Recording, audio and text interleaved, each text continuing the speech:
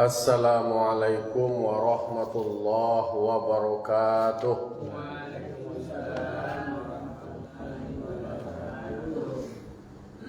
Alhamdulillah, alhamdulillahi rabbil alamin. Wabihi nasta'inu ala umuri dunya waddin.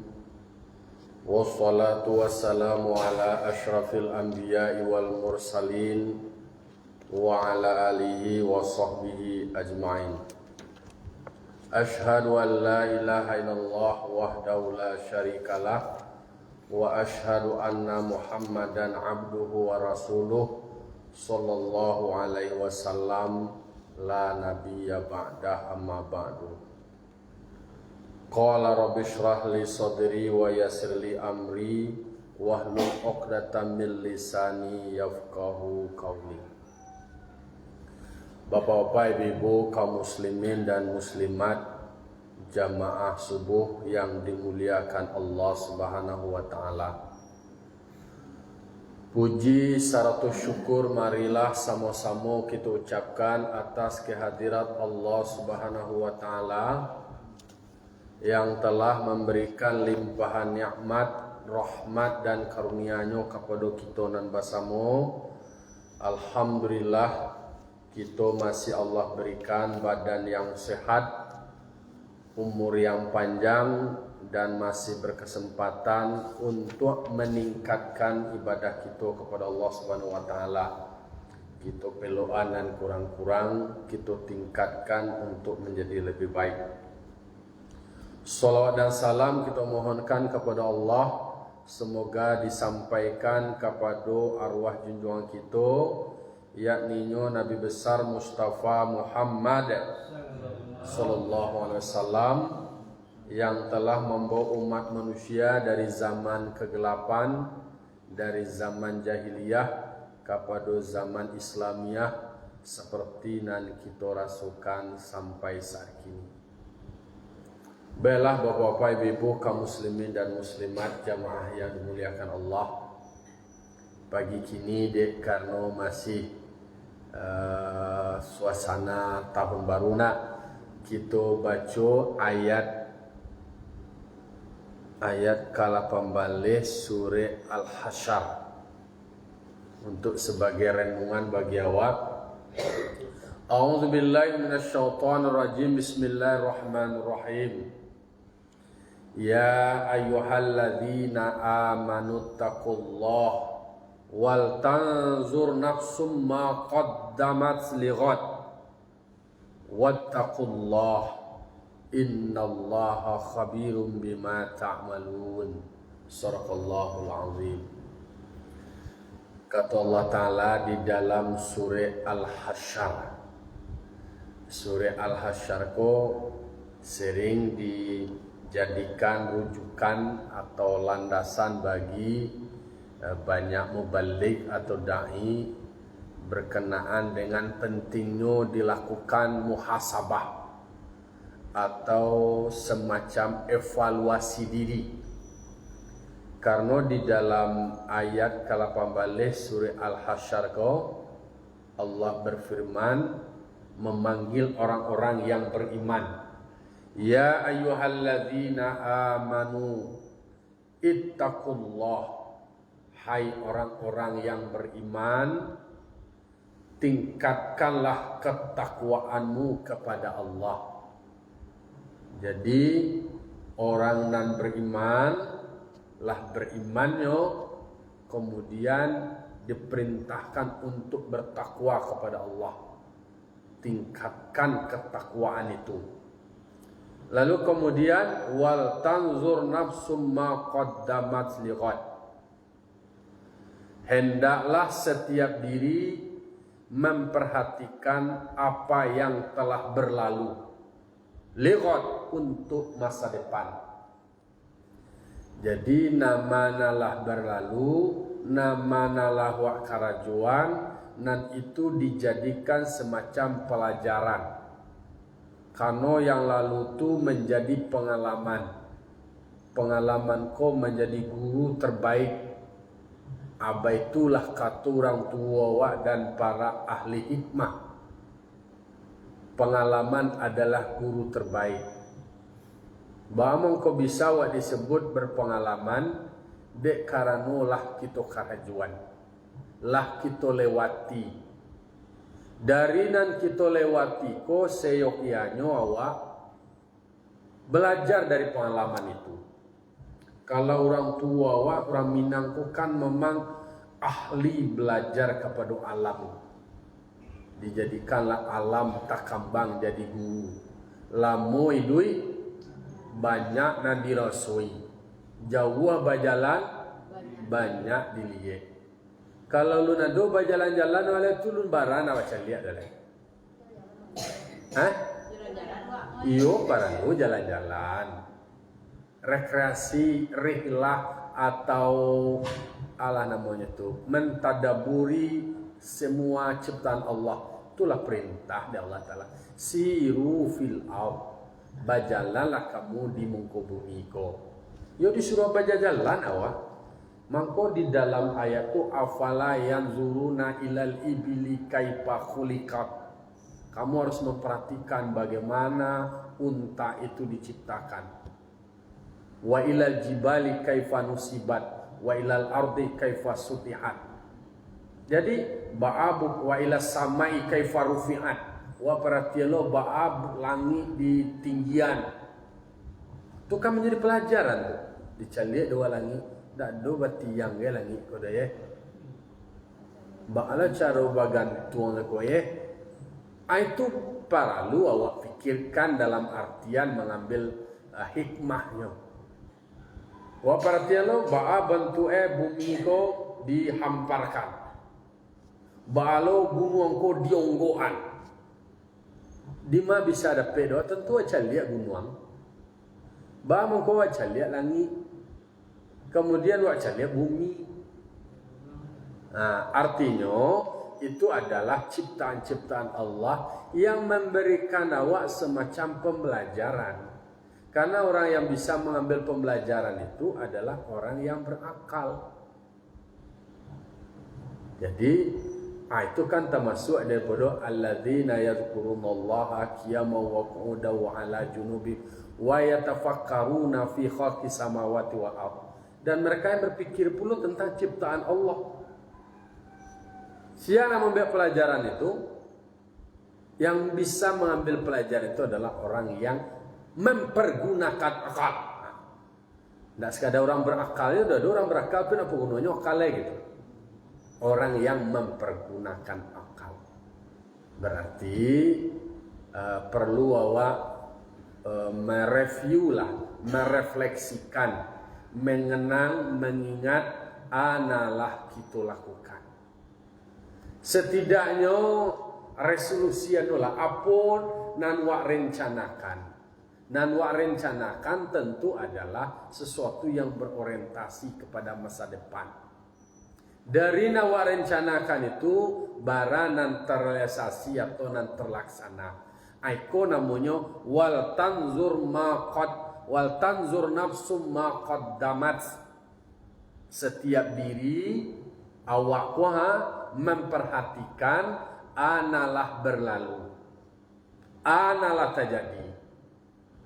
Jadikan itu pengalaman, jadikan pengalaman itu pelajaran. Karena pengalaman yang dijadikan pelajaran itu menjadi modal untuk menatap masa depan. Kecil orang tua awak, jangan sampai awak melakukan kesalahan yang sama. Jangan sampai pisang berbuah 2 kali. Lihat dong pisang berbuah 2 kali. Sebegitunya makna dalam makna yang disampaikan orang tua awak kok kambaki saja itu. Membuat awak berpikir tak sentak awak baloi pisang berbuah 2 kali. Itu lo kira jangan melakukan kesalahan yang sama. Masa 2 kali lo pisang berbuah. Kalau sebenarnya mendalam anunya tuh pernyataan itu. Sedangkan hewan itu lah terjatuh pada satu lubang, nyo belajar itu. Biasanya tak mau terjatuh pada lubang yang sama tu. Hebat loh ya. Tapi kita manusia kadang-kadang melakukan pengulangan kesalahan. Allah berjanji betang tu mengulang ikola renungan bagi kita. Kita ku kan boleh kawak renungan dia awak. Semacam evaluasi, muhasabah. Karena memang dalam waktu awak Imam Ghazali ulama tasawuf itu memang menuntut manusia, kau menganjurkan manusia untuk menyediakan waktunya tu sapatigonya tu, itu adalah untuk muhasabah, untuk awak merenung. Dalam teori manajemennya di dalam dunia perkantoran ada namanya evaluasi, ada namanya controlling. Mangana bali analah di karajuan ditinjau ulang ba mangko ndak sempurna, ba mangko ndak terlaksana, apa penyebabnya, awak nan malai atau ba'a.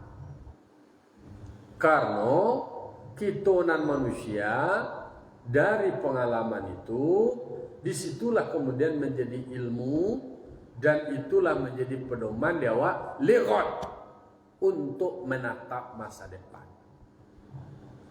Kalau bicara masa depan, tidak hanya sebatas dunia.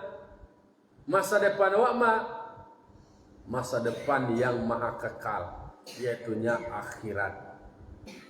Kikiro lah bara persiapan awak untuk bekal awak, istilahnya pulang ke kampung halaman awak. Kok ada perencanaan untuk pulang kampung, perlulah awak evaluasi. Kikiro ba'a modal awak lah bara awak beruntung kalau dalam teori bisnis awak beribadat kok kan awak akan membawa semacam keuntungan. Keuntungan kau apa? Labu awak beribadat nan wajib-wajib tu pokok baru tak.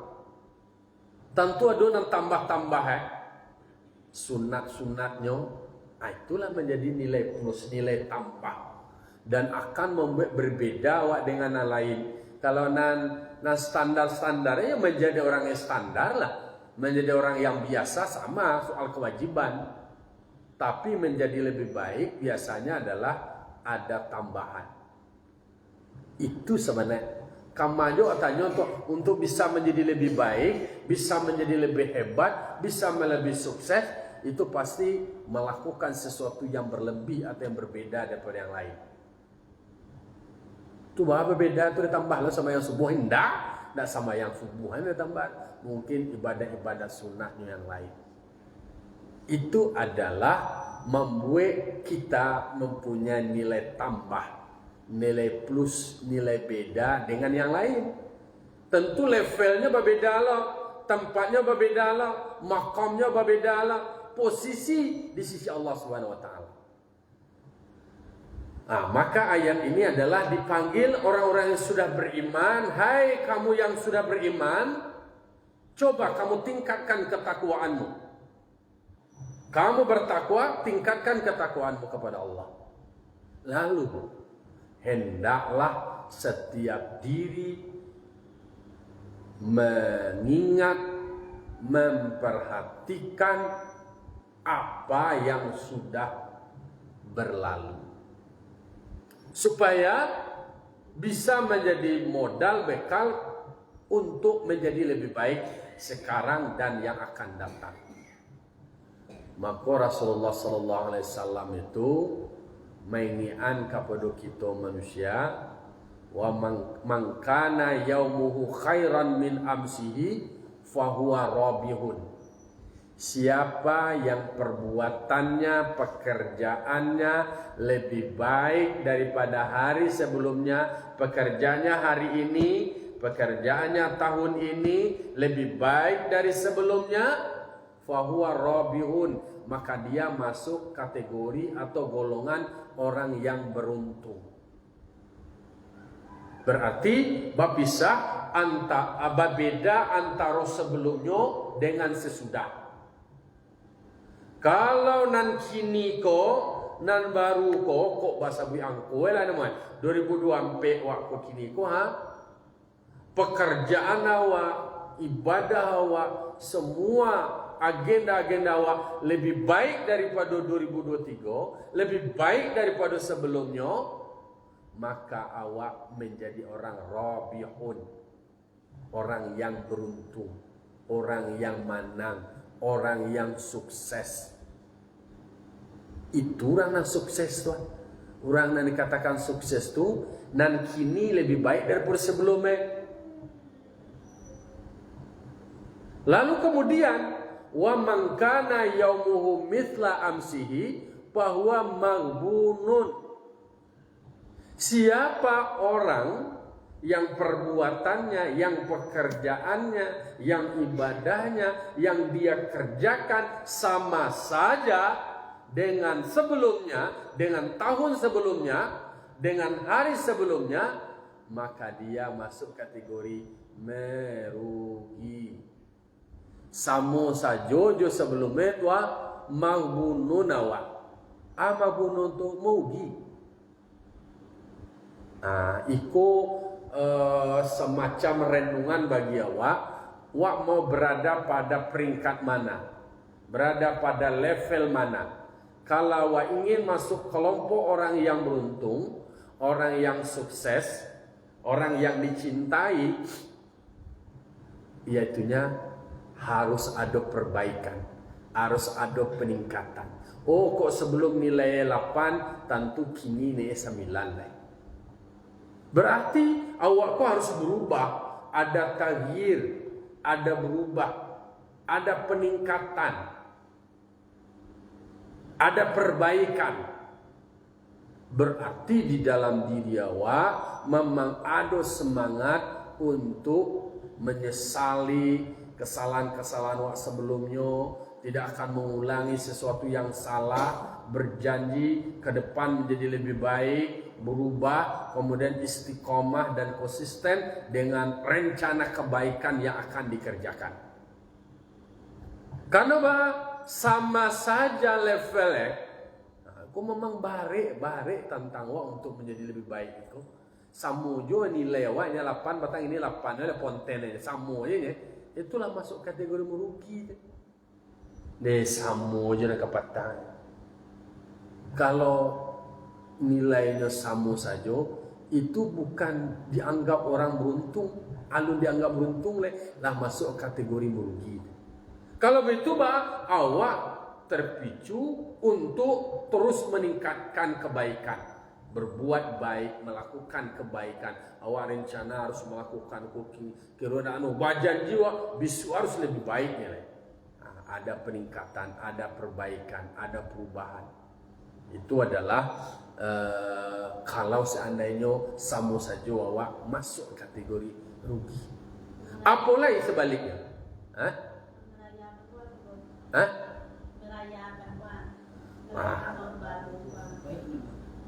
Sebenarnya definisi meraya-rayakan itu memang tidak ada tradisi, tidak ada pengkhususan itu tidak ada. Tetapi memang soal waktu itu, soal waktu kan adalah soal hari, soal bulan, soal tahun. Itu semacam peringatan bahwa Allah itu memang bersumpah dengan waktu. Waktu masa lalu itu tidak bisa awak tarik lagi. Kan itu sebenarnya. Ini kan ada juga merayakan pengajian pun tidak boleh dia merayakan pergantian tahun. Itu kan bukan soal, kalau pengajian itu bukan soal merayakannya. Itu adalah soal renungan. Sebenarnya renungan itu tidak ada penentuan waktu setiap saat. Dalam satu hari ada sepertiga waktu awak itu adalah untuk merenung, muhasabah. Karena bicaranya itu tidak hanya sebatas tahun, tapi bicaranya adalah persoalan hari, persoalan waktu. Maka kan awak lah membahas sebelumnya, kenapa waktu sholat itu, sholat duha dan sholat tahajud itu penempatan waktunya di antara dua sholat wajib yang panjang. Supaya waktu untuk awak merefresh kembali, menyegarkan kembali ingatan awak kepada Allah, untuk membersihkan diri awak balik, Ya, waktu isi kekosongan itu. Isya dengan subuh terlalu panjang, ya sela-selanya tuh isi dengan sholat tahajud. Lalu kemudian subuh dengan zuhur itu rentangnya juga panjang, ya diisi sela-selanya itu dengan duha. Betullah muhasabah itu sebenarnya setiap kesempatan ketika awak melakukan sebuah kegiatan, awak coba review ulang karena sejauh mana kemaksimalan itu. Jadi soal merayakan dengan berbagai macam ekspresi itu akan tergantung kepada niatnya, kepada niat merayakan. Tapi kalau merayakan menyebabkan kemudian menimbulkan kemaksiatan itu berdosa gadang. Kini kan banyak juga ke isu lah, entah atau ada data-data ada merayakan yang berserak-serak, adalah berserak macam-macam untuk anak-anak anu. Berarti kan perilaku itu hanya salah. Ada sebuah penelitian, ternyata manusia kok apapun bentuk kegiatan, meskipun kegiatan itu positif, tetapi manusia doja membuat ketimpangan di dalam. Yang nama perilaku menyimpang itu aduh ya orang kadang-kadang rusak sudah nyonan baik. Tapi kalau meraya-rayakan cuan itu iko renungan bagi awak. Kece orang betang ujung aja hujan betang mah nak barahan keluar. Kadang-kadang ikolo awak orang tua nang kawak ingian awak orang tua anak awak tibo je na orang menjapu nak polisi awak tibo je orang menjapu na mangak merentong baru je ajan sampai di pape dak duelo istilah itu dak sekadar mubazir potensi perilaku menyimpangnya tu gadang tapi itu mangkue ditanya doa bahwa mungkul bukit tinggi itu batu itu jam gadang. Apa salah jam gadang? Jam gadangnya nak doa salah. Ya kan sampai wisata sampai rekreasi. Nah jadi masalah itu tindakan orang sebagian kecil yang merayakan itu dengan cara yang lain. Setelah itu setelah itu mungkinlah larut malam tu kamangan mangko ado ditemukan baserak-serak macam-macam kan itu masalah. Nah jadi masalah di situ sehingga gara-gara itu menyebabkan yang lain menjadi terlarang. Dek karena seolah-olah terfasilitasi. Maka memang berhati-hati ya Wak. Berhati-hati.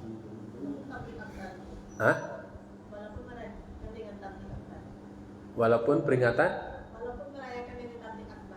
memang ada satu pendapat yang mengatakan tak boleh sadoya walaupun tabligh akbar guys. Sebenarnya tidak sekaku itu doh.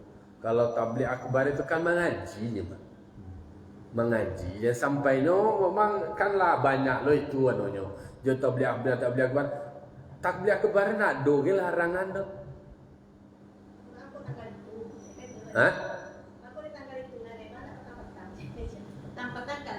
Petang-petang kan lain jo adonya memang kini ko ado jo nan kakubana dari istilahnya dalam kehidupan ko adolo semacam alternatif.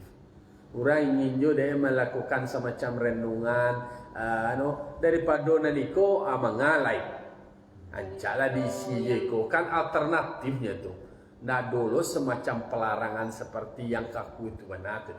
Memang kini kan lah itu loh sado nak boleh je lah jo tabligh akbar kan nak boleh mengaluar itu dilarang orang tabligh akbar baca amin juga tak boleh jadi makanya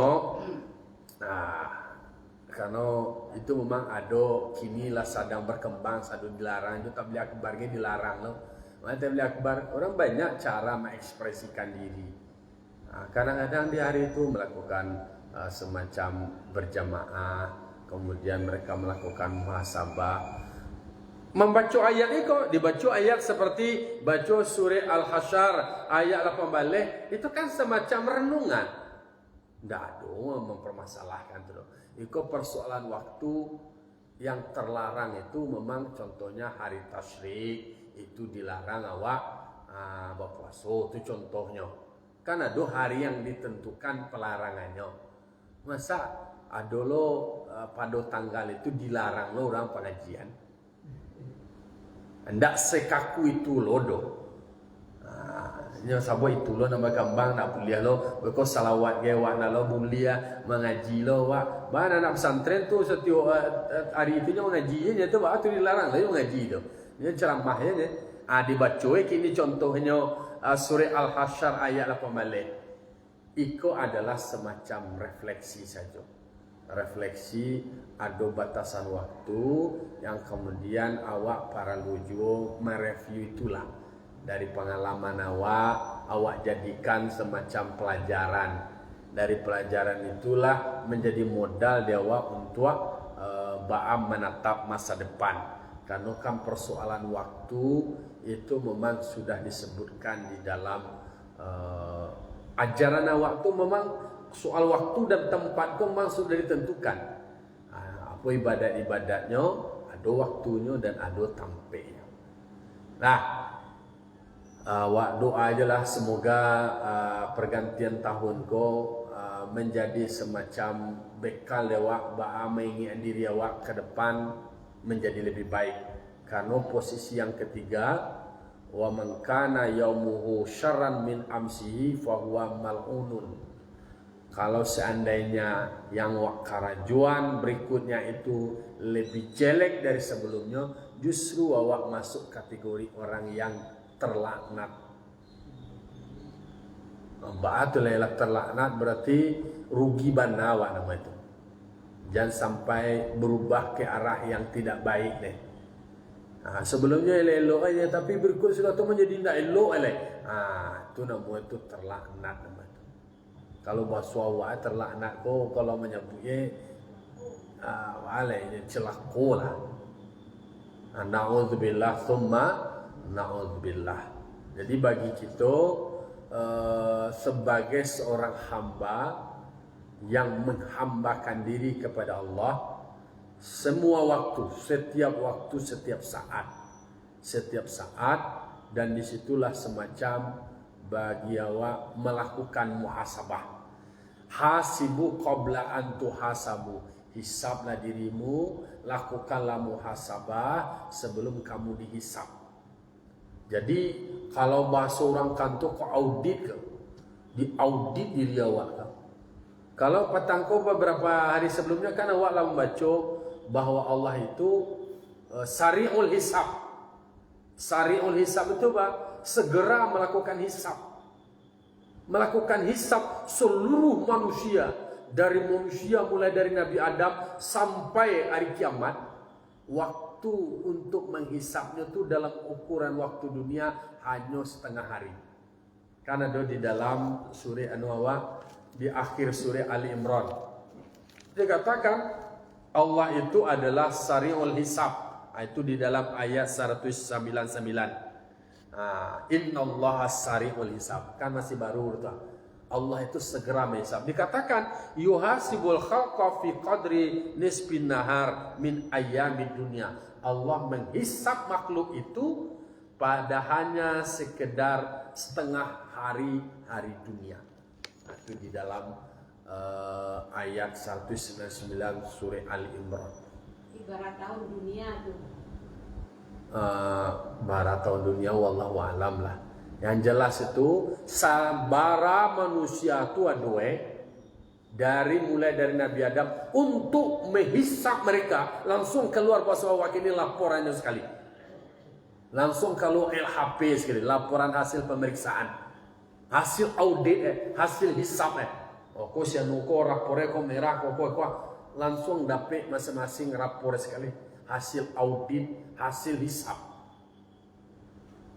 Kalau setengah hari dunia berapa jamnya itu? 6 jam. Setengah hari. Nah, itu ukuran Indonesia. Kalau Arab Saudi hari itu nak sampai lo nak berbedanya wak. Lebih seketik lo lain. Wak 6 jam berarti bisa jadi itu 5 jam lewat sekian lah, 6 jam kurang deh.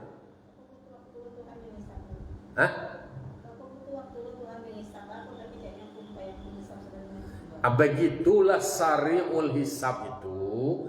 Artinya bagi Allah soal menghisap manusia itu bukan sama je manusia. Kalau awak untuk mengaudit diri awak, memeriksa diri awak, awak melakukan muhasabah. Kalau soal ketetapan masalah yang lain-lain, nah jalan kan innama amruhu idza arada syai'an. Kan kalau melakukan suatu pekerjaan, menghendaki suatu, maka Allah cukup kun fayakun. Ini kan disebutkan bahwa manusia dengan semua aktivitasnya, karajonya, semuanya akan dihisap. Itu pertanyaan pasti ada manusia aku akan, apalagi ahli-ahli filsafat. Memang Tuhan menghisap, itu balo cara di Tuhan menghisap. Dijelaskan.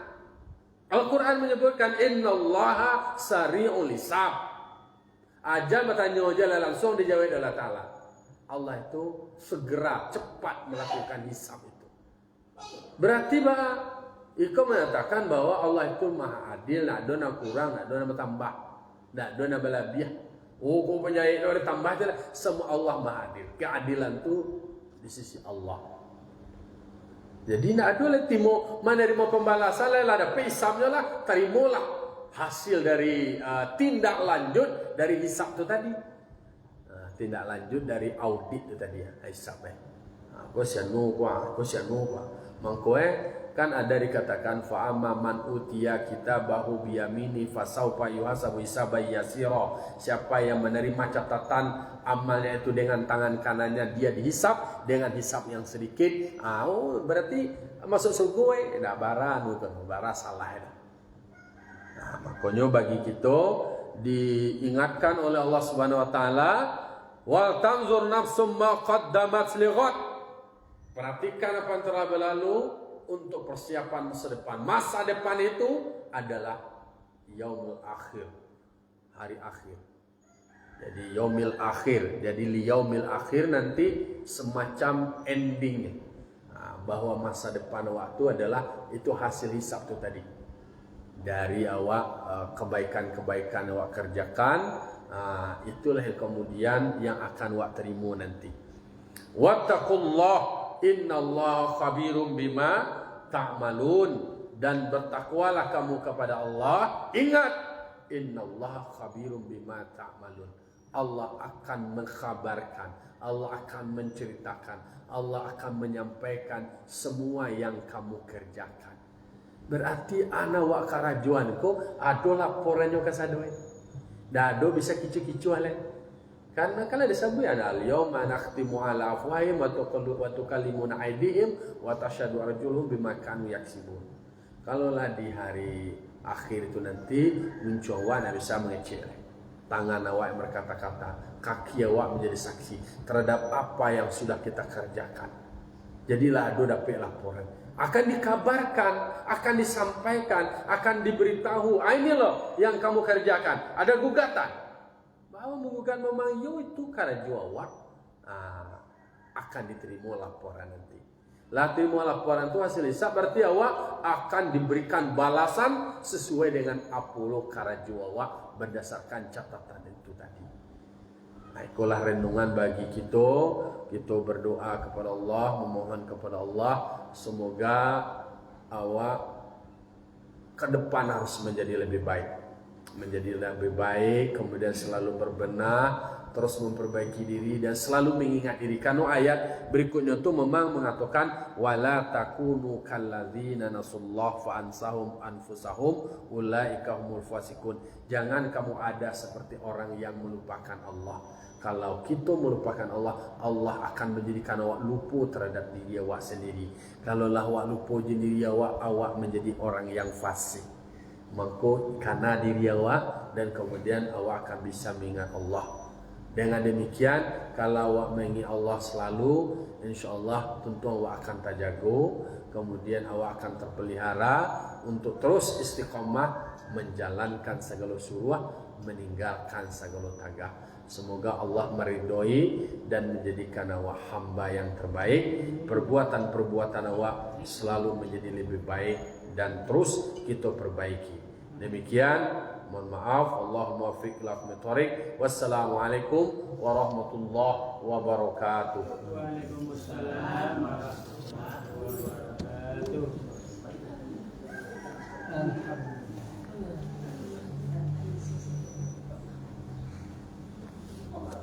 La ilaha illallah.